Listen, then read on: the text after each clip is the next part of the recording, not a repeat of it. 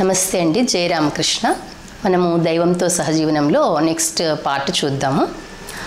అవతార పురుషుల వారి శిష్యుల దివ్యలీల మానవ అవగాహనకు అందదు, అంతే కదా. సామాన్యులకి వాళ్ళు చేసే పనులు కానీ వాళ్ళవన్నీ మనకు అర్థం కావు, మన రేంజ్కి అవి రీచ్ అవ్వవు అనమాట. ఇప్పుడు మనము ఒకలాగా అనుకుంటాము, ఈ సందర్భంలో వీళ్ళు ఇలా ప్రవర్తిస్తారు అనుకుంటాము, అలా ప్రవర్తించరు. వాళ్ళు అన్కండిషనల్గా ఉంటారనమాట. ఏ విషయంలో అయినా కూడా వాళ్ళు చాలా నిక్కచ్చిగా ఉంటారు. మనకు అదంతా అద్భుతంగా అనిపిస్తుంటుంది అర్థం చేసుకోగలిగితే వాళ్ళని. అట్లా మాకు గురువుల దగ్గర ఎన్నో అనుభవాలు ఉన్నాయి. చాలా అదృష్టం అలాంటి గురువు పరంపరలో. మేము దీక్ష తీసుకున్న గురువులు గౌతమానంద మహారాజ్ వారు. ఆయన ఇప్పుడు ప్రస్తుతం రామకృష్ణ మిషన్కి అధ్యక్షులు వారు. తర్వాత వాళ్ళ గురువు గారు యతీశ్వరానంద మహారాజ్, ఆయన లేరు. ఈ గౌతమానంద మహారాజ్ గారికి ఇప్పుడు 98 ఇయర్స్ అలా ఉంటాయి. కానీ ఎంత యాక్టివ్గా ఉంటారు. ప్రతిరోజు ఒక్కొక్క రోజు ఒక్కొక్క దగ్గరికి వెళ్ళిపోతూ ఉంటారు సెంటర్స్కి. అంత ఫేస్లో ఆ స్మైల్, వాళ్ళ ముఖం కూడా అసలు ముడతలు కూడా పడదు అనమాట. మనం ఎన్ని వేకప్లు వేసుకుని ఎట్లా ఉంటామా, వాళ్ళలో ఆ దివ్యశక్తి నడిపిస్తుంది. స్వామీజీ చెప్తుంటారు గౌతమానంద మహారాజ్ ఎప్పుడైనా ఏదైనా మీటింగ్స్ అలా ఉన్నప్పుడు ఒక్కొక్క రోజు నైట్ టైం కర్ర పట్టుకుని నడుస్తారు, పక్కన ఇంకొక హెల్పర్ ఉంటారు, ఇంకో స్వామీజీ చాలా ఏజ్డ్ కాబట్టి. అట్లాంటప్పుడు ఒక్కొక్కసారి కాలు జారి పడిపోతానేమో అనుకుంటారంట స్వామీజీ, కానీ రామకృష్ణ వారు రక్షించేస్తారు నన్ను. ఎందుకంటే పెద్ద పెద్ద ప్రోగ్రామ్స్ అన్నీ క్యాన్సిల్ అయిపోతాయి కదా మరి స్వామీజీకి అలా అయితే. అట్లా ఇంకొక స్వామీజీ ఉన్నారు, రంగనాథానంద మహారాజ్ అని. ఇప్పుడు మన రామకృష్ణ మఠం హైదరాబాద్ ఉంది కదా, ఆ మఠాన్ని స్థాపించినటువంటి స్వామీజీ అనమాట. ఆయన కూడా అధ్యక్షులుగా చేశారు. ఆయన my life is my work అని ఒక పెద్ద పుస్తకం ఉంటుంది. దాని గురించి కూడా ఇంకోసారి ఎప్పుడైనా మనం మాట్లాడుకుందాము. ఆయన ఏమంటారంటే ఆయనకి విపరీతమైన దగ్గు ఉందంట ఒకసారి. అంటే వీళ్ళు చూడండి ఎలా ఉంటుంది వీళ్ళ పరిస్థితి అనేది చెప్తున్నాం అనమాట.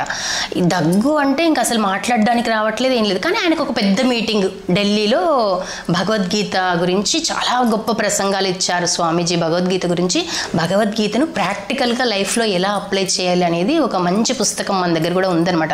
రామకృష్ణ మఠంలో స్వామి రాసింది. అవన్నీ ఒక ఆవిడ అప్పట్లో రికార్డ్ చేసి స్వామీజీ యొక్క లెక్చర్స్ అవన్నీ పుస్తకంలాగా వచ్చాయన్నమాట. అట్లా ఆయన ఏమంటారంటే, ఆయన విపరీతమైన దగ్గు అంట. అప్పుడు ఇంకా ఎలా వెళ్ళాలి స్టేజ్ మీదకి, రామకృష్ణ వారిని తలుచుకుని వెళ్ళి కూర్చున్నారంట.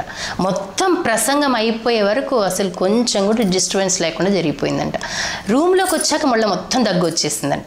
అట్లా వాళ్ళు ఒక దానికి కట్టుబడి అలా చేస్తారని కైంకర్యం అంటారు, అంతే కదా. మనము సేవ వేరు, కైంకర్యం వేరు. సేవ అంటే మనకు టైం ఉన్నప్పుడు చేస్తాం, లేకపోతే లేదు. కైంకర్యం అంటే మన శరీరాన్ని కూడా లెక్క చేయకుండా శరీరం అందులోనే ఆహుతి అయిపోవాలి, అంతే. ఇప్పుడు కర్మయోగం గురించి మనం మాట్లాడుకుంటే అబ్దుల్ కలాం గారు అంతే కదా. అబ్దుల్ కలాం గారికి పిల్లలంటే చాలా ఇష్టం, స్టూడెంట్స్ అంటే. చాలా కాలేజెస్ తిరిగేవారు రాష్ట్రపతిగా ఉన్నప్పుడు. చాలా స్కూల్స్కి వెళ్ళేవారు, యూనివర్సిటీస్కి వెళ్ళేవాళ్ళు. వాళ్ళలో ఒక విజ్ఞానాన్ని అవన్నీ కలిగించేవాళ్ళు, వాళ్ళలో క్వశ్చనింగ్ నేచర్ని చేసేవాళ్ళు. అట్లా చేస్తూ చేస్తూ అలాగే చనిపోయారు కదా ఆయన, అలాగే ప్రాణం వదిలేశారు కదా. అంతకంటే అదృష్టం ఏముంటుంది చెప్పండి. ఇంకా వాళ్ళు పనిలోనే వాళ్ళు విశ్రాంతిని ఎత్తుక్కున్నారనమాట వాళ్ళు. ఇంకా ఆయన గురించి ఇంకా మళ్ళీ ఇంకా కొన్ని అప్పుడప్పుడు చెప్పుకుందాం. అబ్దుల్ కలాం గారు ఎంత సెన్సిటివ్ మనిషి. అక్కడ చీమలు కూడా ఆయన వాకింగ్కి వెళ్తున్నప్పుడు చీమలు వెళ్తుంటే ఆయన చీమలకు దారిచ్చి వేరే వైపు వెళ్ళిపోయారంట. ఎందుకంటే అక్కడ చీమలు ఉన్నాయి, వాటికి ఎందుకు డిస్టర్బెన్స్ అని. మనం అంత సెన్సిటివ్గా ఆలోచిస్తామో చెప్పండి. ఆయనతో పాటు ఉన్న ఒక పిఏ ఒక పుస్తకం రాశారనమాట. ఆ పుస్తకం పేరు గుర్తు రావటం లేదు. ఆ పుస్తకంలో చెప్పారు ఆ విషయము. ఇక్కడ అది ఆ సందర్భం ఏమో తెలియదు, కానీ అది వచ్చింది చెప్పాము. కాబట్టి వీళ్ళు అవతార పురుషులు వీళ్ళందరూ ఏంటి, వీళ్ళ లీలలు సామాన్యులకి అర్థం కావు అని చెప్తున్నారు. వారు ఎక్కువ కాలం దివ్య చైతన్యంలో నిమగ్నమై ఉన్నా అప్పుడప్పుడు సాధారణ మానవుల వలె ప్రవర్తిస్తారు. రాకాలకు ఇంద్రియ సుఖాలను అనుభవించాలని కొద్దిగా కోరిక ఉన్నదని, కానీ అమ్మదయ వలన అది ఇప్పుడు పూర్తయిందని శ్రీరామకృష్ణులు కొంతమంది భక్తులతో చెప్పారు. ఆయన పెళ్లి చేసుకున్నారు, పిల్లల్ని కన్నారు కదా. సో కొంచెం మొత్తం పూర్వజన్మ వాసనలు కొంచెం ఉంటాయి కదా, కాబట్టి ఆ కామవాసన అది కూడా పోయింది ఇప్పుడు అని చెప్పాడంట. అతడు సంపన్న కుటుంబంలో జన్మించాడు. యవ్వనంలో ఉన్న భార్య, ఒక బిడ్డ ఉన్న భగవంతుని కోసం అన్నీ త్యజించాడు. ఎవరుంటారు చెప్పండి, అంత యవ్వనంలో ఉన్నప్పుడు భార్యను త్యజించి మొత్తం అన్నీ వదిలేసుకొని, పైగా రిచ్ ఫ్యామిలీలో జన్మించినా కూడా ఆ రిచ్నెస్ని అన్నీ వదులుకొని భగవంతుని కోసం చేయాలంటే అట్లాంటి సాధువులు ఎంతోమంది ఉన్నారు మన రామకృష్ణ పరంపరలో. ఒక స్వామీజీ ఉన్నారు, స్వామి సర్వప్రియానంద గారని. ఆయన ఫారిన్ కంట్రీస్లో వేదాంత క్లాసెస్ తీసుకుంటారు. వేదాంత సొసైటీ అంటారు అక్కడ, రామకృష్ణ మఠం అనే దాన్ని అక్కడ వేదాంత సొసైటీస్ అంటారు. సో ఆయన కూడా ఆయన బ్యాక్గ్రౌండ్ చూస్తే వాళ్ళు పెద్ద కలెక్టర్, ఐఏఎస్ ఆఫీసర్ అనమాట వాళ్ళ ఫాదరు. అంత రిచ్ లైఫ్, అంత సొఫిస్టికేటెడ్ ఫ్యామిలీ నుంచి వచ్చి ఆయన ఇలా సన్యాసిగా మారారు. అసలు ఆయన స్పీచెస్ అలా వింటుంటే ఇంకా మనం డిక్షనరీలు ఎత్తుక్కోవాలన్నమాట, అలా మాట్లాడతారు. ఆయన అద్భుతంగా కూడా ఉంటాయి, అంత అద్భుతమైనటువంటి జ్ఞానము, స్మైలింగ్, ఆ ఫేసెస్ అయితేనేమి, వాళ్ళ వర్చస్సు అదంతా చూస్తే అదంతా కూడా వాళ్ళకున్న ఇంటర్నల్ డివినిటీ వల్ల వచ్చిందనమాట. అదంతా కూడా నిజంగా వాళ్ళు అనుష్ఠిస్తున్నారు అదనమాట. కాబట్టి రాకాల్కి అదంతా కూడా తీరిపోయింది అని అన్నారంట. రాకాల్ ఏమన్నాడంట ఒకరోజు, అయ్యా నేను ఈ కామాన్ని వదిలించుకోలేకపోతున్నాను, నన్ను ఏం చేయమంటారు అంటూ అస్పష్టంగా అన్నాడంట. అంటే మనం అనుకుంటాము వాళ్ళంతా పెద్ద పెద్ద గురువులు, వాళ్ళకి ఏం కష్టాలు ఉండవేమో, మనకైతేనే ఇలాంటివన్నీ వస్తుంటాయేమో, కామము, క్రోధము, మోహము, అహంకారము ఇవన్నీ మనకే తలెత్తుతాయేమో అని మనం సాధారణంగా అనుకుంటాం. కానీ ఒకసారి పరివ్రాజ దివ్యానంద మాతాజీ ఉన్నారు కదా మనకు, ఆవిడ ఐఐటి ఖరగ్పూర్, పెద్ద పెద్ద హార్వర్డ్ యూనివర్సిటీస్లో కూడా వెళ్ళి మన వేదాంత గురించి ప్రచారం చేస్తుంటారు. మన రామకృష్ణ మఠ మిషన్ మాతాజీ అనమాట. సో మాతాజీలందరిది శారదా మిషన్ అని ఉంటుంది, వాళ్ళ సెపరేట్ వింగ్ అనమాట అదంతా కూడా. సో ఆవిడ చెప్తారు, ఆవిడకిను కిరణ్ బేడి గారికి ఒక ఇంటర్వ్యూ జరిగిందనమాట. కిరణ్ బేడి గారు ఎంత పెద్ద మంచి ఆవిడ కదా, ఆవిడ కూడా కిరణ్ బేడి గారు మాతాజీని ఇంటర్వ్యూ చేశారు. ఆ మాతాజీని చూస్తే చాలు, చాలా చిన్న వయసు, ఎంత వర్చస్సుతో ఉంటారు, ఎంత మంచి ఇంగ్లీష్ మాట్లాడతారంటే అన్ని గొప్ప గొప్ప విషయాల్ని అంత వాళ్ళు సైంటిఫిక్గా వర్ణిస్తున్నారనమాట అన్ని ఫారినర్స్కి. ఎందుకంటే ఫారినర్స్ ఎప్పుడు కూడా ప్రతిదాన్ని సైంటిఫిక్ రీజనింగ్తో చూడాలనుకుంటారు కదా. హ్యాపీనెస్ని సైంటిఫిక్గా ఎలా పొందాలి, కాన్షియస్నెస్ అని సైంటిఫిక్గా కాన్షియస్నెస్ని ఎలా రుజువు చేయాలి, ఇట్లాంటి లెక్చర్స్ అనమాట మాతాజీ ఇవన్నీ కూడా.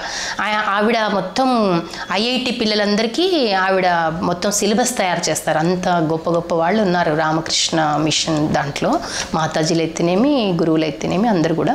సో వాళ్ళందరూ మనకి యూట్యూబ్లో అన్నిట్లో అవైలబుల్గా ఉన్నారు. వాళ్ళు ఎక్కడో ఉన్నప్పటికీ వాళ్ళవన్నీ కూడా మనం వినొచ్చు. సో అలాంటి వాళ్ళే మనకు గురువులుగా అనుకోవాలన్నమాట. మనం గురువులుగా అనుకోవచ్చు, వాళ్ళే మన స్నేహితులు అనుకోవచ్చు. వాళ్ళతోటే మనము సత్సంగాలు వాళ్ళు వింటూ నోట్స్ రాసుకుంటూ అలా మనము ముందుకు వెళ్ళిపోతూ ఉండొచ్చు అనమాట. కాబట్టి మనము సామాన్యులకైతేనే ఇవన్నీ ఉంటాయేమో, పెద్ద పెద్ద సాధువులకి అవన్నీ ఉండవని అనుకోకూడదు. అందుకు మాతాజీ ఏం చెప్పారంటే, ఆధ్యాత్మిక సాధనలు మరి మీకు ఎలాంటి కష్టాలు వస్తాయని కిరణ్ బేడి గారు ఆవిడని అడిగారు.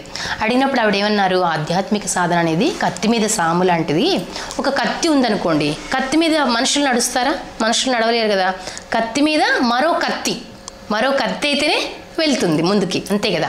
ఆ మాట చెప్పారు మాతాజీ, చాలా అద్భుతంగా అనిపించింది. అంటే మనం కూడా అంత రేజర్ షార్ప్ లాగా మన బుద్ధి కూడా అంత సునిశ్చిత బుద్ధిలాగా అవ్వాలన్నమాట. అప్పుడు మనము ఆధ్యాత్మిక ప్రయాణాన్ని సాఫీగా చేయగలుగుతాం. లేకపోతే దాంట్లో వచ్చే కష్టాలు చూసి బెంబెలెత్తిపోతాం అనమాట.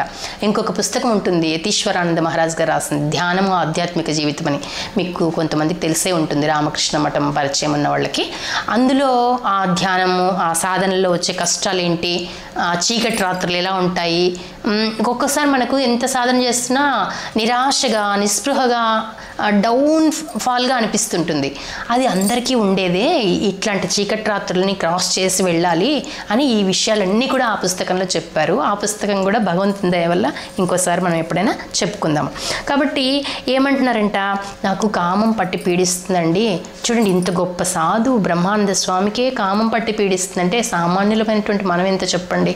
కామం అంటే అలాంటిదే కాదు, ఒక వస్తువు కావాలని కోరుకోవడం కూడా కోరిక. ఏదైనా కూడా అది ధర్మ విరుద్ధమైనటువంటి ఏదైనా కూడా కామం కిందికి వస్తుంది అనమాట. ఒక వస్తువుని కోరుకోవచ్చు, లేదా ఒక మనిషిని కోరుకోవచ్చు. మనం ధర్మ విరుద్ధంగా ప్రవర్తిస్తున్నామంటే అది కామం కిందికి వస్తుంది అనమాట. అప్పటి అలా అన్నప్పుడు ఏం చేస్తారంట రామకృష్ణుల వారు, తన హృదయాన్ని స్పర్శించారంట. ఇలాగా స్పర్శించగానే మొత్తము ఆ క్షణం నుంచి నాలో కామం పూర్తిగా శాశ్వతంగా నశించిపోయింది. ఆ తర్వాత నాలో ఎప్పుడూ కామం కలగలేదు అని చెప్తున్నారు. ఇది ఎందుకు చెప్తున్నామంటే మనం సామాన్యులు కూడా మనకి ఏదైనా కష్టం వచ్చినప్పుడు డౌన్ అయిపోకూడదు. మళ్ళా అంతే ఉత్సాహంతో సాధనని కొనసాగించాలి. సాధకులకే వస్తాయి కష్టాలు, సామాన్యులకు కాదు అని మనం తెలుసుకోవాలనే ఉద్దేశంతో ఈ పాయింట్ని ఇక్కడ మనము తెలుసుకుంటున్నాం అనమాట. సో సర్వం శ్రీరామకృష్ణ అర్పణమస్తు. లోకా సమస్త సుఖినో భవంతు. జయ రామకృష్ణ.